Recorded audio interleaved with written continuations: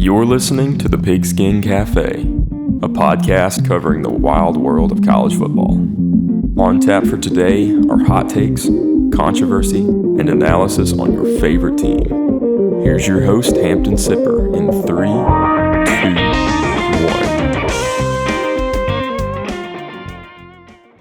1. Welcome back in to the Pigskin Cafe. My name is Hampton Sipper, and I will be your host this evening. And joining me tonight is our correspondent at large, Mr. Graham Haney. Graham, we're missing old Chase tonight as he is out and about. And I want to give a quick programming note off the top. Going forward, we usually record on Wednesday nights and put our episode out on Thursday. But for the remainder of the season, probably, we're going to be recording on Monday night, putting the episode out on Tuesday. So be on the lookout for that. But Graham, how we doing, man? We ready to look back at week 3 before heading in and previewing a jam-packed, wonderful week 4. How we doing? Doing good. Glad to be back with you as always. Hey, Chase can't join us, but programming note, he will be back next week. Sources say. And, always good to talk football with you. And, man, I think that week 3 of college football was not supposed to be very exciting. The matchups weren't great. Week 4 is supposed to have great matchups, and it does. Week 3 did have some surprises, though, and I'm ready to dig into them with you. You and me both, man. Before we get into that, I do want to mention, if you haven't already, subscribe to the YouTube channel at the Pigskin Cafe. Leave us a like, leave us a comment, and hit that notification bell. We appreciate all the love and support we've gotten so far this year and look forward to continue to deliver premier content talking about college football for the rest of the 2023 season. And Graham, you mentioned it. Week 3 on the hoof was lackluster. But, man, we had some really, really good games, some really surprising results. So I'm going to kick it to you first. Give me a couple quick impressions that you had after this weekend's slate of games. Yeah, I've got 2, and then I will bring you in for the third one. Then I think we got a fourth one we can talk about too.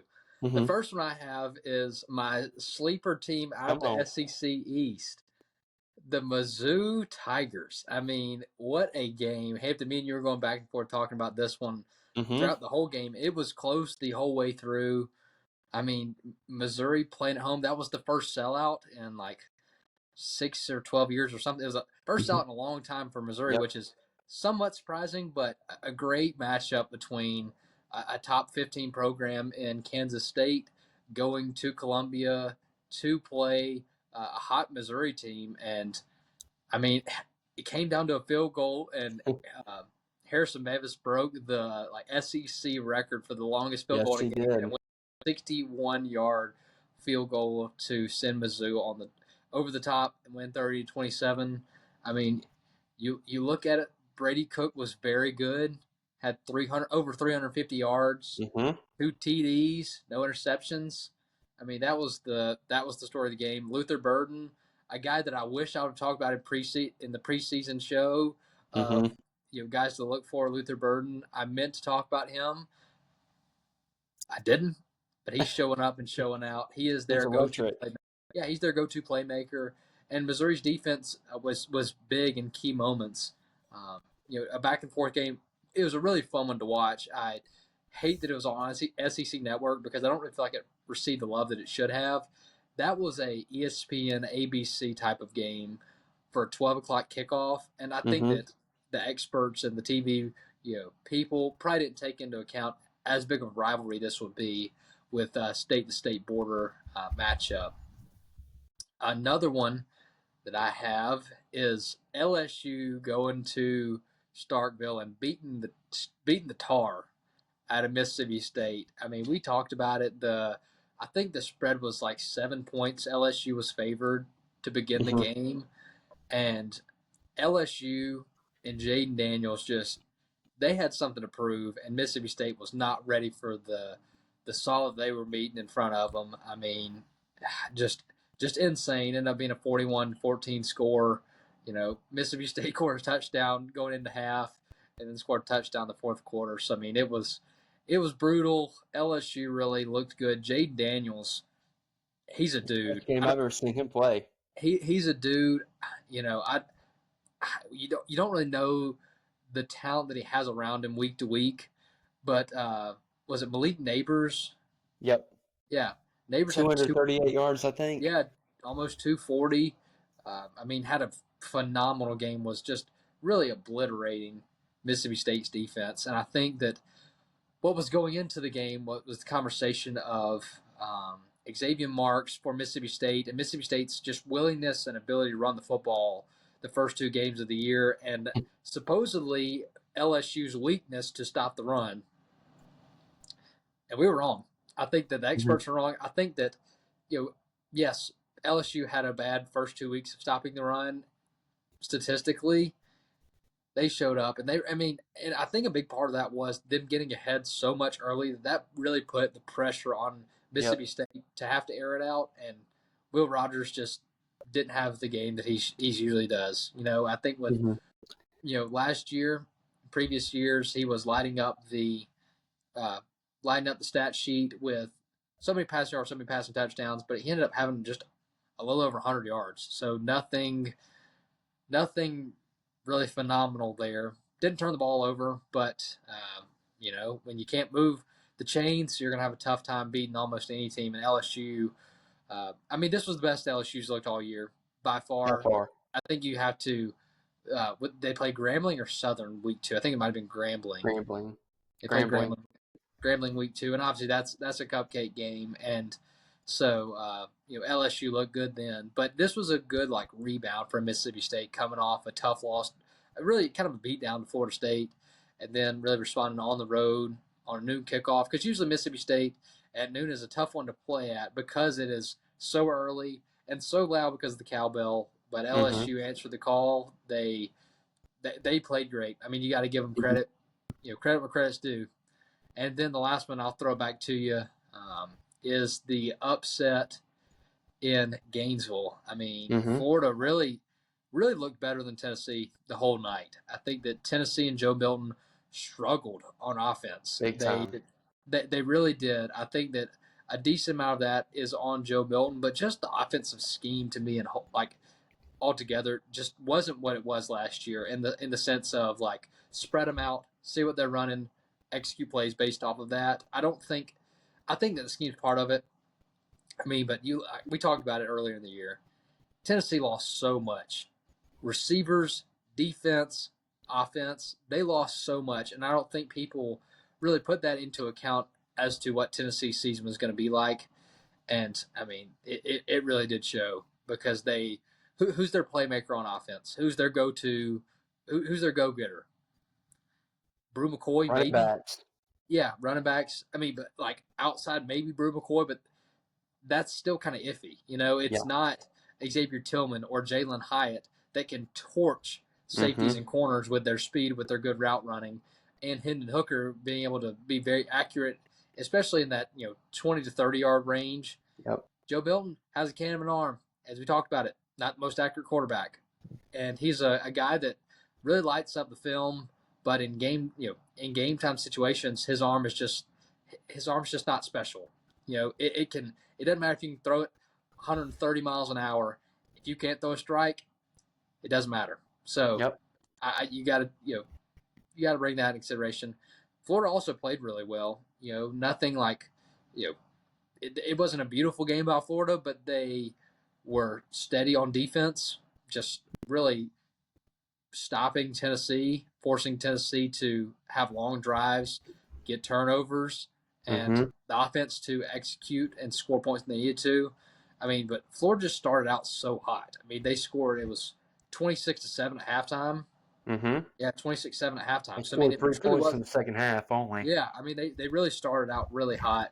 And, I was watching the game with some Tennessee fans, and I think that they were a little too high on their high horse from last season's accomplishments and the first 2 games of the year.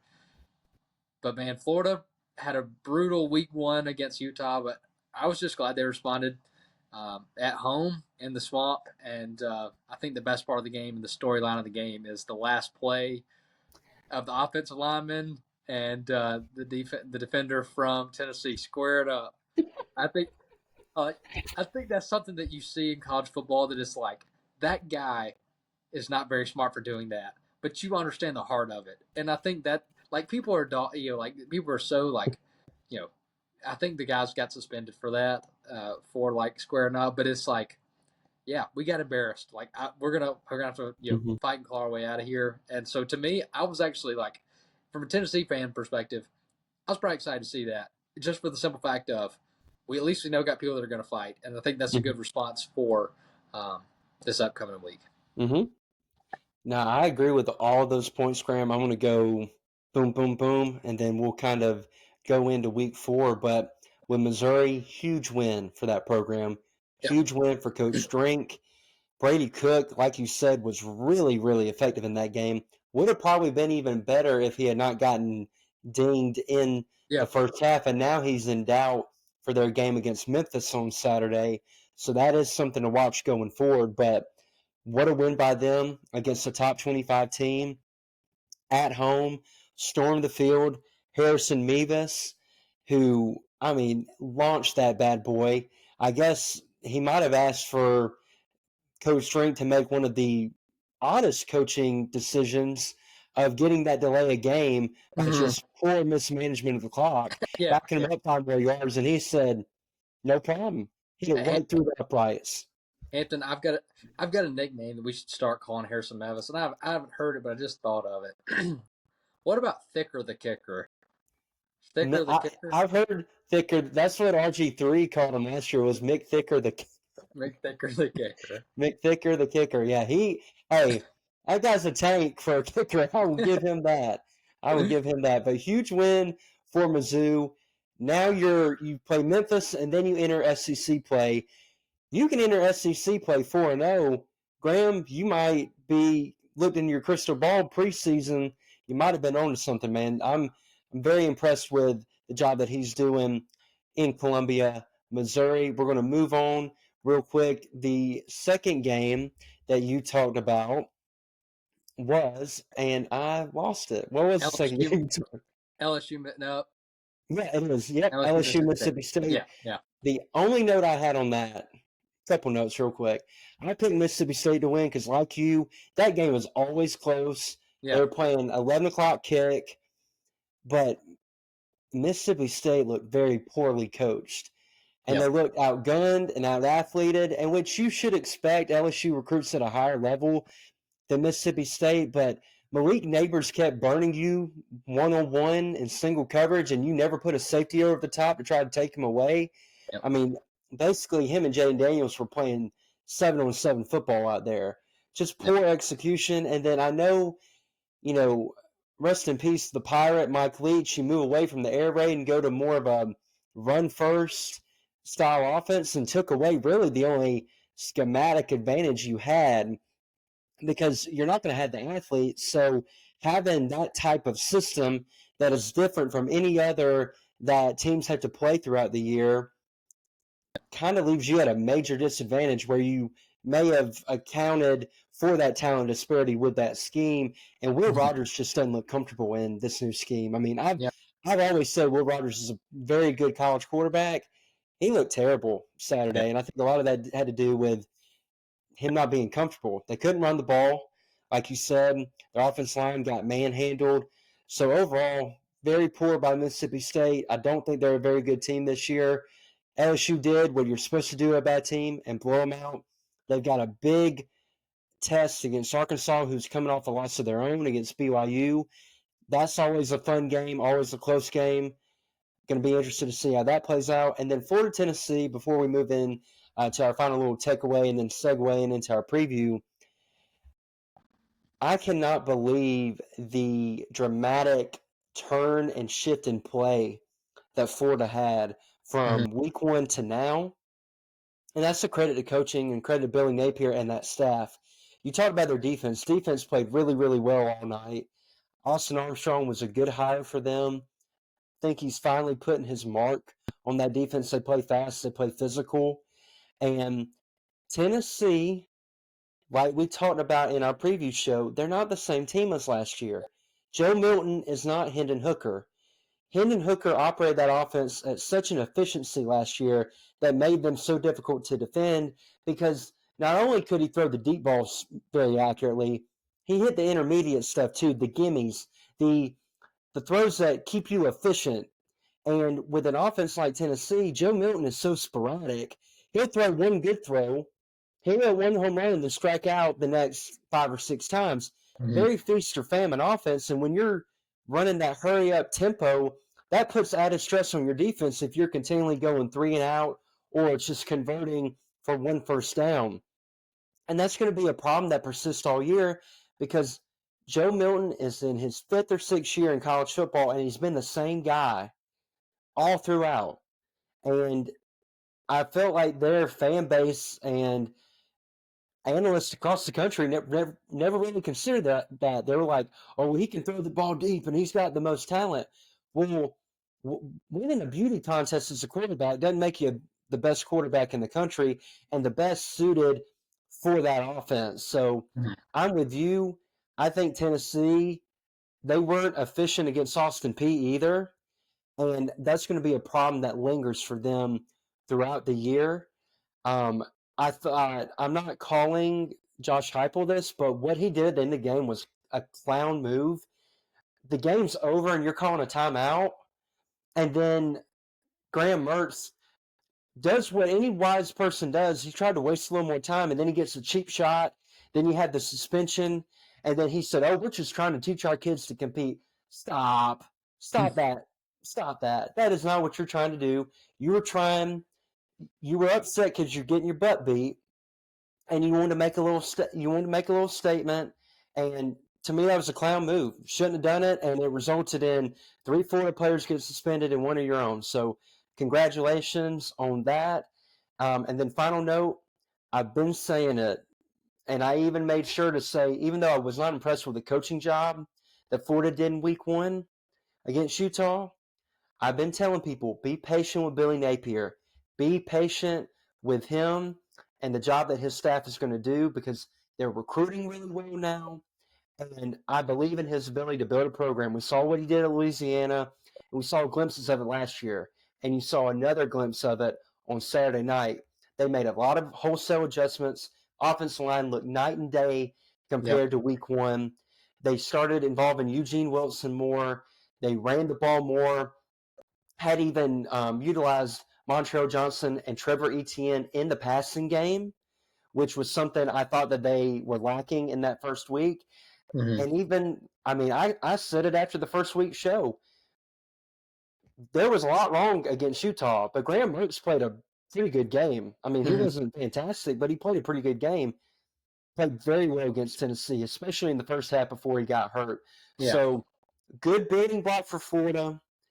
Tennessee, they got some issues that I don't know are going to be solved this year unless you make some personnel changes or Joe Milton gets a little bit of pixie dust sprinkled on him and all of a sudden becomes an accurate quarterback. But I was not shocked Florida won, but I was shocked that they dominated in the fashion that they did. What you got, Graham? Don't worry, Tennessee's going to look A1 against Alabama. You can count on it. Yeah, watch Joe Milton is going to turn into Quinn Ewers against Alabama because Quinn Ewers apparently can play well against Alabama, hit every deep ball, but when you play Wyoming or any other team, he can't hit the broadside of a barn. It's the darndest thing I've ever seen. Final takeaway of week 3, I want to make this brief because it'll roll in to a game that we're going to predict, and we're going to, there are some good matchups this week, guys. I cannot stress you enough how pumped we are for week 4 of college football, but another week cements that the story of the year so far is Deion in Colorado. And I know people are sick and tired of hearing about it. I don't know why. I think it is a doggone fantastic story, what he's doing there, and the excitement. Guys, that game started at 9 p.m. It's Colorado and Colorado State, and it's the 5th most watched college football game ever on ESPN. Get that through your head and through your skull. That is insane. That is an insane stat, and it just shows the type of appeal that Deion has, how he's building that program. the marketing effort that he did with going on game day, going on McAfee, throwing or handing out shades to his team, handing out shades to everybody on TV. And not only was the build up to the game great with Jay Norvell talking junk and then Deion saying it's personal and we're kind of building up, but the game itself was really great. I mean, we go into double overtime. Colorado down 11 at one point. They were down by 8 with like a minute and a half left on their own 3-yard line, and Shador does what Shador does, leaves a 97-yard drive for a touchdown, gets a 2-point conversion. Then they win in double overtime without their best player and Travis Hunter for most of the game on a dirty, doggone cheap shot of a hit. One of the dirtiest hits I've seen in a football game in quite a while, to be quite honest. And there were a few others through that game against Colorado State, but he continues to be the storyline. What he's doing there is nothing short of remarkable. And we'll kind of transition into who they got this week. They're going to Eugene, Oregon. They're playing the Oregon Ducks and Bo Nix and Dan Lanning, who Dan Lanning had some words for Colorado in that program in the offseason. And I believe they're a 21-point dog. They were a 21-point dog going into week 1 against TCU. Now, Oregon's a different beast than TCU. I think they're much better. But I'm not going to doubt Deion, man. I feel like this is going to be a really fun game, a really competitive game. And Graham, I don't know if you can hear me, man, but I'd love to hear your thoughts on the game and we can be kind of real quick with this. Who you got winning? Do you think Deion and them ride to 4-0, or do you think the hype train hits a little bit of a speed block this week? Yeah, I never left. People were blowing up my recording device, and so I had to kind of calm down the chat for a minute, make sure that there were no disruptions for the rest of the episode. There we go. I mean, I want to first kind of just touch on the culture of Colorado. I think that college football is so much of the status quo, and it's who can be the next Nick Saban, who's going to be the next Lane Kiffin. That is what Josh Heupel was. That was what Lincoln Riley was. Who's that next offensive mind of making big plays, quarterback developer like Lane Kiffin in the mold of Lane Kiffin? Who's the next defensive coordinator like Kirby Smart? That's what for so long college football has been looking for. And I think that Colorado, I'm not going to really give Colorado itself extreme credit because Colorado football program hasn't really been good for the past 20 years or really relevant at all for that sense. I think it's more of Deion being Deion and Coach Prime being Coach Prime. But it just shows like he's just so much different than the status quo. Like he's one of one. Yeah, he is so much more of a culture guy than I think people give him credit for. It is, lights and cameras and action all around the Colorado football program.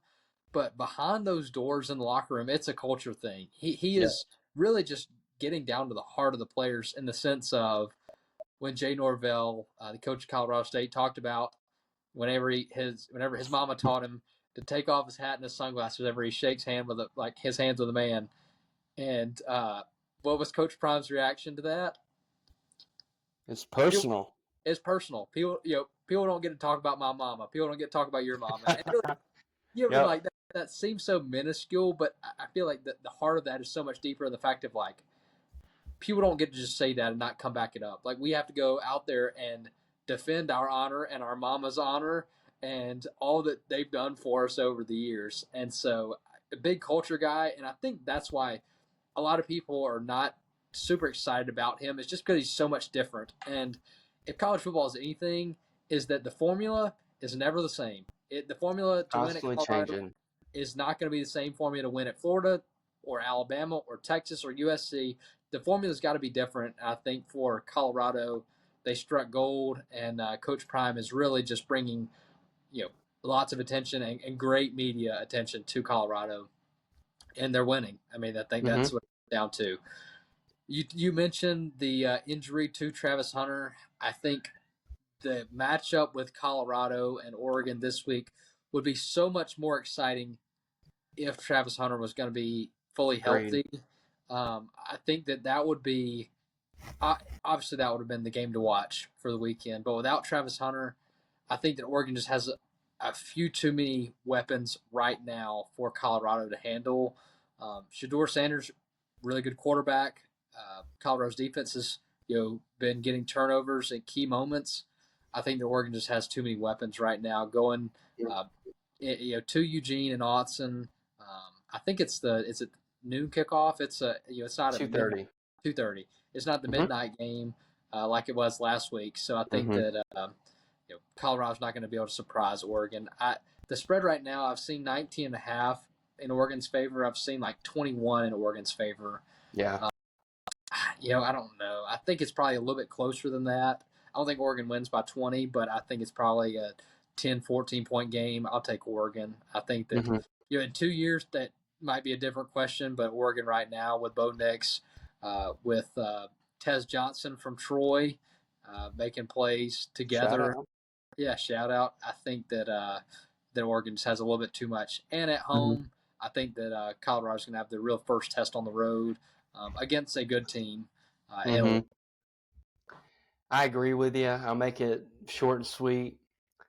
I love Colorado. I love what they're doing. I don't think they're going to get blown out, but I think this is going to be the first game where you really see the disparity between the lines of scrimmage of what Colorado is lacking on the offensive line, what they're lacking on the defensive line. I think Oregon is going to be able to impose their will a little bit. I trust Bo Nix to score points against that Colorado defense because their defense is not great. Yeah. They got a few good pieces. Shiloh Sanders is a really solid player, but in the end, I think Oregon wins. I think Colorado fights. I think they're going to play hard, but in the end, talent is talent, and the team with the most dudes is going to win most of the time. Yeah. Oregon has more dudes at this juncture, so give me Oregon I'll go anywhere from like 10 to 14 range. I don't think they absolutely blow them out. So, but I'm looking forward to watching on Saturday because nothing would make me happier than Colorado going to Oregon and beating their tail. That would be awesome. And last point, what you said, Graham, about Deion being, lights, camera, action at the heart of him. He cares about those kids. He loves those kids, and he instills a culture of discipline and a toughness that I think sometimes goes missed by many. So I wanted to echo your point on that. I thought that was a great call by you. Now let's go to Alabama Ole Miss. So we're going to camp out here a little bit, and then we're going to go rapid fire on the next 3 or 4 games. So this is an interesting game, Graham. It's an interesting game, and I'm going to actually give my pick first, and then I'm going to kick it to you. But Alabama last Saturday against South Florida, everyone knows who watched how abysmal that offensive performance was. It was quite embarrassing almost. It was a very, very poor performance. Tyler Buchner started in place of Jalen Milroe, and he was somehow worse. Last week I was calling for a quarterback change because at least I didn't think Buchner would be spectacular. I just thought he'd be efficient, hit easy stuff. Sorry, that was too much to ask of him. And I think he's a better player than what he showed on Saturday, but I think the moment was a little too big for him. He never looked comfortable. He looked kind of rattled. I mean, from the jump. I mean, that first throw to Jermaine Burton that he missed is as easy as it gets. And he just missed it. And there were other ones that he missed throughout the game. One hopped the ball to Ja'Cory Brooks. Just terrible performance by him. He gets pulled. Ty Simpson comes in. And I thought Ty actually – he made the throw of the game, one of the best throws of the year to C.J. Dupree. But he also showed a little bit of his inexperience where he held on the ball a little bit too long, didn't go through his progressions quick enough. But that comes with reps and experience. And I thought after that game that he had done enough to at least warrant an opportunity to get first-team reps in practice and to get a chance against Ole Miss.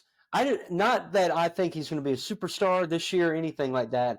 I just want to see what he was going to do when presented that opportunity because I thought he managed the game pretty well. He didn't put the ball in harm's way. And I know what I'm getting from Jalen Milroe. Well, obviously, Saban comes out and Jalen Milroe is our starter. So Jalen Milroe will play against Ole Miss. He'll play the whole game. And, there was talk over the weekend about the lack of effort per se by some of the offense or most of the offensive players. They didn't play very inspired, almost like they were not a fan of the decision to bench Jalen Milroe. And I'm not going to get into it here, but I think there were more reasons than just performance as to why Jalen Milroe did not play against South Florida.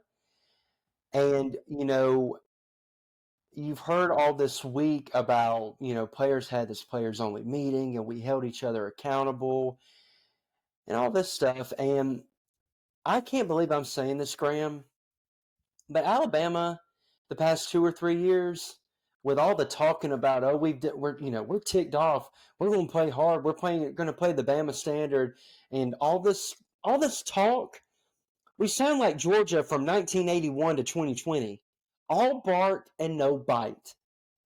And I'm sick and tired of you telling me what you're going to do and not actually going through and doing it. And I do want to speak highly of the defense. I think the defense for Alabama has been borderline elite this year. I love watching that unit play. I love Deontay Lawson. He's turned into a stud linebacker. I love what I've seen from Malachi Moore this year. He's been fantastic. Looks like he's playing at his freshman All-American level from 2020. And that unit's playing hard. That unit's the only reason that Texas game was even close. And I think them currently, they're playing to the Bama standard. But offensively, the only group that has are the receivers. And honestly, Roydell Williams for the final half against South Florida. I think Jace McClellan has been very disappointing, especially in pass protection. The effort that he gave on one of the sacks given up in the game against South Florida was embarrassingly bad, in my opinion. Now, he may have tried his heart out, but I don't think it was a very good effort by him. I don't think the coaches did either because he didn't play after that. They got pulled in favor of Roydell Williams. The offensive line has been a disaster thus far. Hayden Proctor has given up 4 of the 10 sacks in the past 2 weeks. I get he's a freshman. Head coaching staff, maybe help him out. Maybe put a tight end there. Maybe put a running back there to help chip the edge defender. Do something. Or because if we don't have a better option, you've got to help him out. And you can't keep leaving him in one-on-one opportunities and him continually getting beat. The run blocking has been pretty poor for the most part. That final drive against South Florida maybe was an identity-building drive going forward, but I'm not so sure. In the past, I would tell you they rallied together, they found a way to win, and they ended the game on a high note, and that's going to carry through the rest of the year. But I've watched the past 2 seasons, and every time that I've thought Alabama's going to do that, they haven't. And that brings us to this Saturday, where Ole Miss is coming to town, and with Lane Kiffin and Pete Golding. And there's nothing those two would like more than to give Alabama their second loss, to beat Alabama in Tuscaloosa, and I honestly embarrass Nick Saban in a way. I know Lane Kiffin really respects him, but he's made no bones about it. He wants to beat Nick badly, which any competitor would. I know that's like not a bombshell statement, but I think with the poking the bear this week about now T-Rob is calling the defense instead of Kevin Steele. Those type of little microaggressions, he wants this game. And their offense has been really good this year with Jackson Dart, and their defense has improved. And while I really believe in this Alabama defense, I think they're going to keep this game close. I do think Alabama will probably play a much more inspired effort than they did against South Florida. But I can't pick them this week. I'm picking Ole Miss to come into Alabama and come into Tuscaloosa and win. Because at this point, I have to see it. I'm tired of the talking. I am tired of we're going to get it right. Do it. And I hope we come on here on next Monday and I have, shout out Thomas Watts. I have my crow and a thing of hot sauce and I'm eating it. I would love to eat crow. I would love to be wrong. But I just don't believe that Alabama is going to win this game, especially when I know what the Jalen Milroe offense looks like, and I know people are blaming Tommy Rees, and there are things that Tommy Rees can do better. There's no doubt about that. More quick game, more move in the pocket, all that type of stuff. But against Texas, he wasn't the issue. The issue was basic execution by Jalen Milroe. Maybe him being named the starter, maybe him being benched is what he needed to put it all together. I hope I'm wrong. I will be rooting for the kid, but I think the Rebels come in to Tuscaloosa and take down the Tide. Graham, I know I shocked you with that. So what are your thoughts real quick, man? Hampton, I mean, it honestly shocked me that you picked Ole Miss to win. I think that the Hampton that I've known for so long would tell the Hampton on this podcast tonight to go wash his mouth out with soap. I mean, that was man, that was rough. I mean, but you made some valid points. I mean, Lane Kiffin wants it. I think that this is the like momentum game for Ole Miss's program in the sense of the typical Alabama team is down compared to the standard. Are you going to leapfrog them for the future?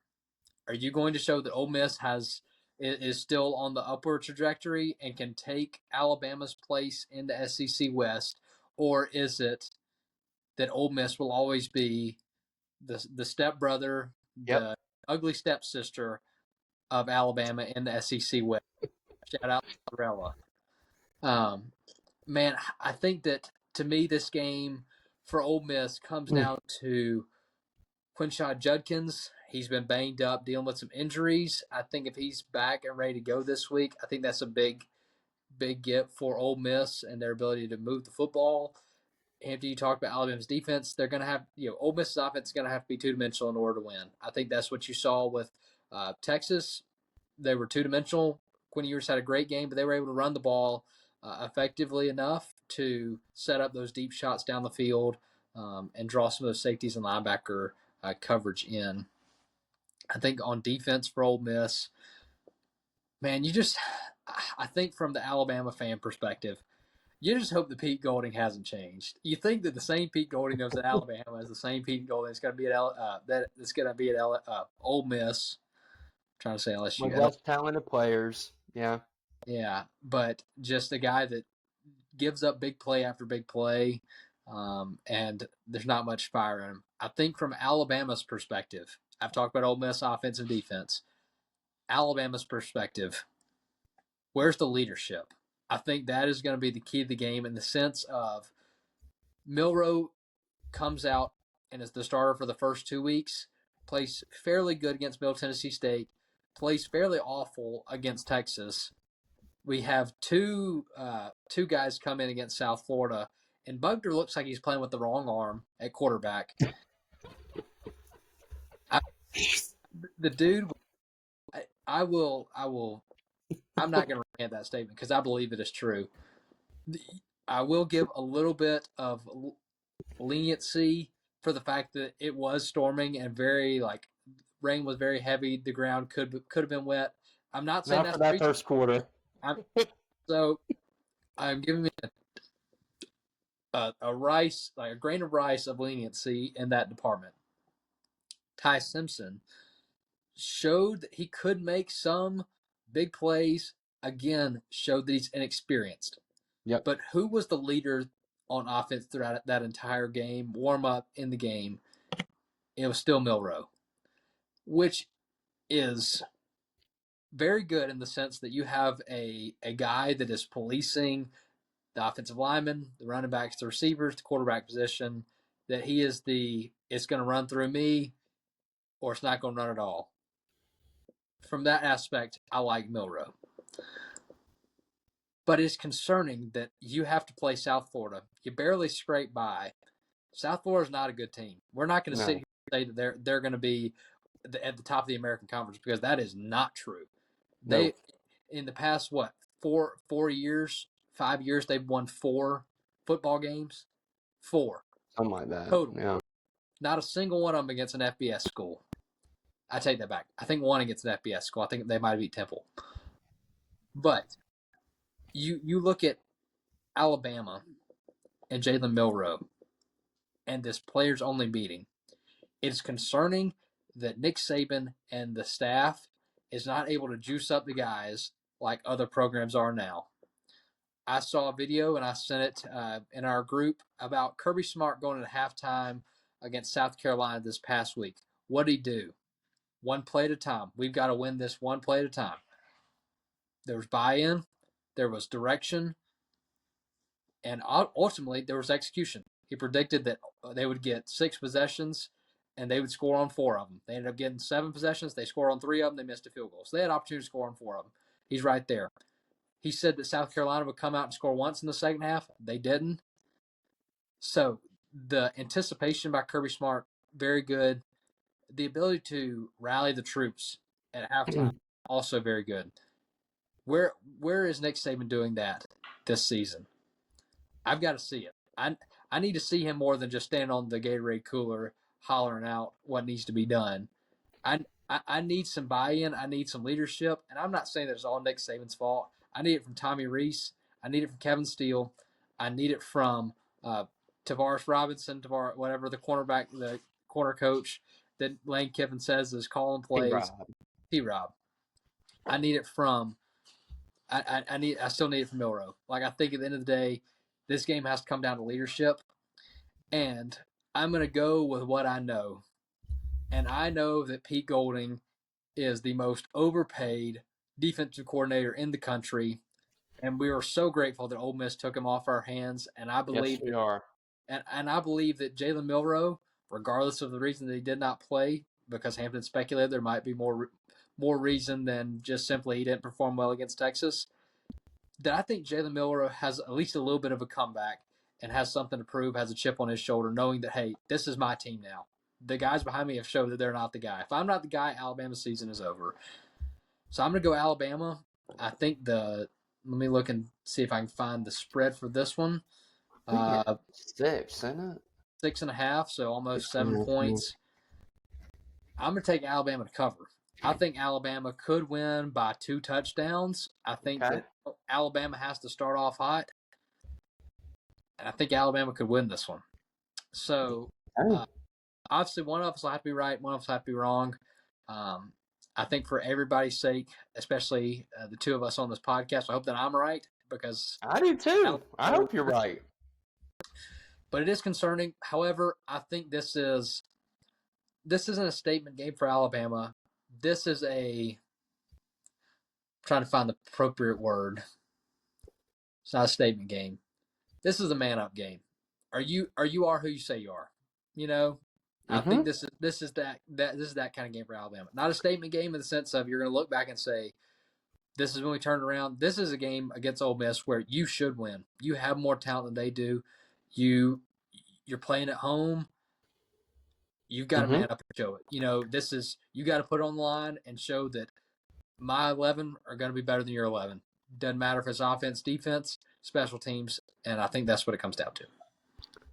It's basically what I said, like, put actions behind your words. We've been hearing talking for 2 years, and I need to see results on the field. And I agree with you with the point about Milroe being the leader and everything.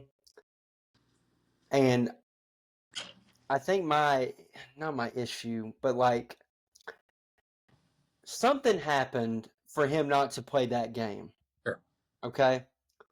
And I'm not going to speculate or say what it was, but him responding like that and doing that, part of that was so he could get his job back too. Sure. You know what I mean? And again, like that just doesn't sit right with me. I do think the team genuinely loves Milroe. Like I think they want him to be their guy. I think that's fair. But like when you do something that gets you all the way down to third string, like that they weren't going to put him in that game, and then you're doing all this, like hyping up the guys and everything, and it's just like, I mean, I'm not saying it wasn't out of a genuine place, but part of it was so he could get his job back. I mean, Blake Sims tweeted out about it after, and he said, you shouldn't get rewarded for doing what you're supposed to do. And he has a point. And I hope you're right too, Graham. It's going to be fascinating to watch because I will say this: if Alabama loses, it is going to be the season isn't over, but the expectation for the team is completely recalibrated. I mean, it's going to be a very trying time in Tuscaloosa if they lose. Last thing I'll say before we got to go rapid fire on these final few games. The only people who had a worse game than the Alabama offensive line on Saturday was the ESPN camera crew, shooting like they're from Venus up there. Ridiculous. The players were safe enough to play in the game, but you couldn't go and return to your camera station and give me a good shot? Are you kidding me? I'm still mad about that. Well, let's move on to the few other games that we got coming up. Florida State struggled on Saturday against Boston College because I think they were looking ahead to this big matchup this weekend, going to Death Valley in Clemson. Graham, really quickly, who you got winning this one? We talked about it at the beginning of the year. I think this is Florida State's year in the ACC. I'm going to go with Florida State. I think they're going to respond. They're 2.5-point favorites, which to me seems a little bit. Really? 2.5-point favorites. Let me check this site. But 2.5-point favorites, what it says. I think, like I said, I think that's a little bit low, but I would too. It's 11 a.m. Central Time kickoff. Man, I think that they did look ahead. Jordan Travis got hurt on Saturday, and so that kind of threw a loop in things as well. Mm-hmm. I'm going to go Florida State. I do think it's a close game because Clemson is very difficult to beat at home. Mm-hmm. But I think when it's all said and done, when you look at who has the dogs, I've got Florida State. I think that Florida State has more weapons on offense and defense, and Clemson just won't be able to keep up. I concur with you. I think Florida State, this is the year for them to win the ACC and to compete for a national championship. I think that kind of it began in week one with that statement win against LSU. I think it continues with another, I'd say maybe 10 to 13-point victory at Clemson, and that final touchdown coming late in the game, put ice on it, and seal the deal. It'll knock Clemson out of title contention, which I don't think anybody thinks that they were going to be in title contention after that Duke game. Yeah. But I think Florida State wins and moves on to 4-0 and continues their championship bid. Next game, we got Auburn traveling to Texas A&M. Really interesting matchup with Miami beating A&M a couple weeks ago. Auburn riding pretty high, 3-0. They still have some quarterback stuff that they're kind of figuring out, how to rotate Robbie Ashford and Peyton Thorne. But the very interesting thing about this matchup is usually, now last year it was not the case, but most of the time the road team wins this game. I think for the majority of the time that they play beginning back in 2012, 2013 range. So, Graham, I'm going to give my pick real quick. I think Texas A&M is going to win this game. I know I saw a stat today where Texas A&M is giving up a lot of pass rush pressure. They rank highest in the nation in pass rush pressure given up.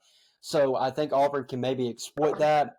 But at the end of the day, Texas A&M has more good players than Auburn does. I know that's a dumb way to simplify it, but they just do. At home, Jimbo has to win this game.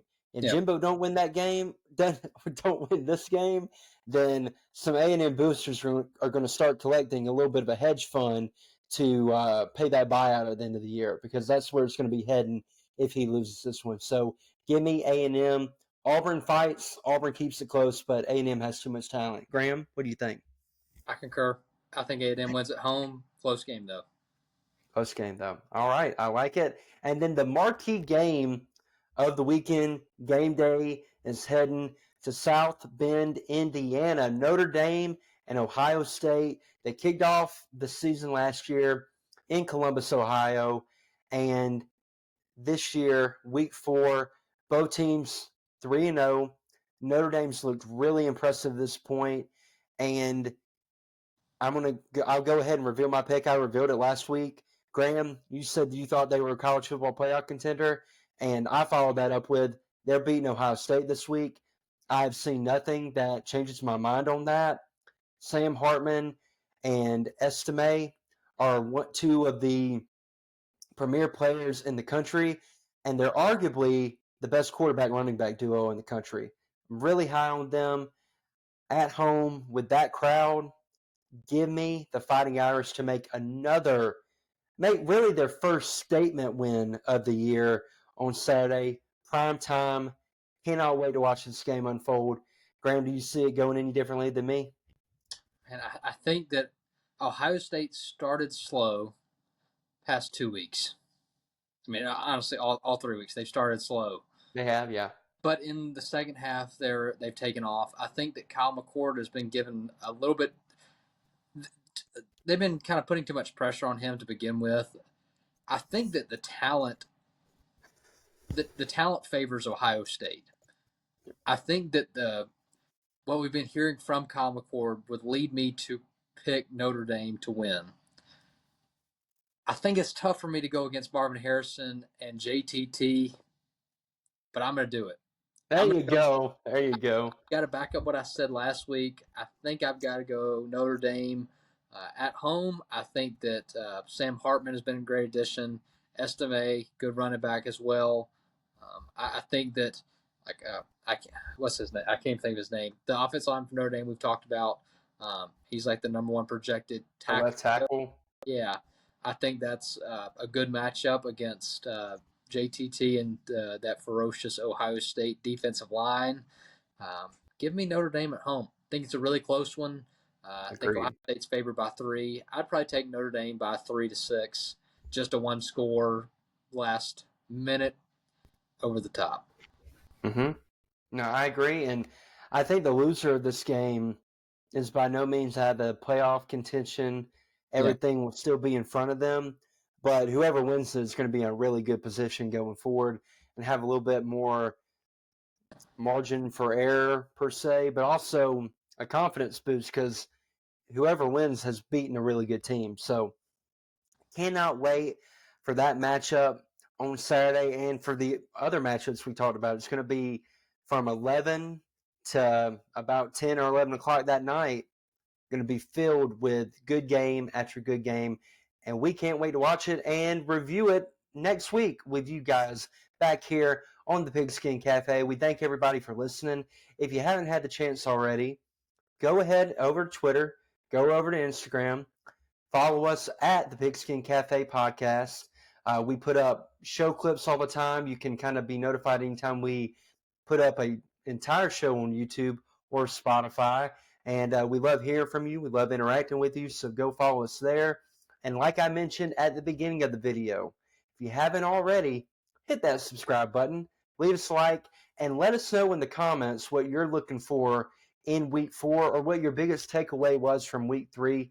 We love hearing what you have to say.